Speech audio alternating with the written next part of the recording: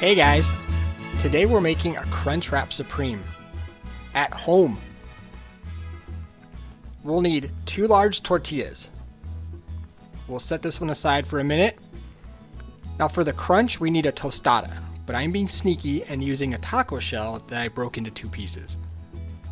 Trace around the tostada or taco shells with a small paring knife. We want to capture this size for later. Remove the template you just made from the bigger tortilla and set it aside. We'll get back to that in a minute. Now back to the big tortilla. Put down a nice layer of refried beans and get that smoothed out approximately the size of the smaller tortilla that we traced out. Now a layer of your favorite taco meat. I made a video of the meat I'm using that I'll link here and down below in the description. Next, we'll add some cheese. I'm using a queso sauce for authenticity, but your favorite shredded cheese works just fine too. So get that smoothed out and then lay down your tostada or taco shells. Drizzle some sour cream over the crunchy bit and give it a once over to even it out.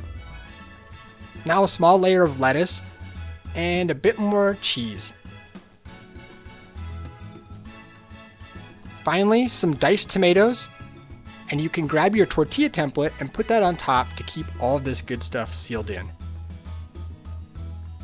Carefully fold up the tortilla like so, working in small triangle increments to overlap the smaller tortilla.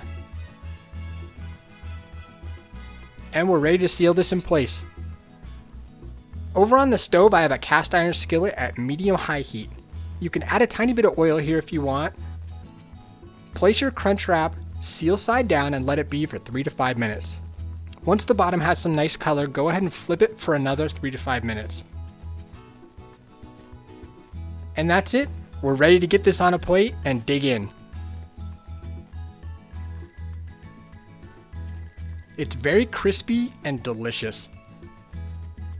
Here's another one that I made with some avocado inside. So I hope you give this a try, and I'll see you in the next one.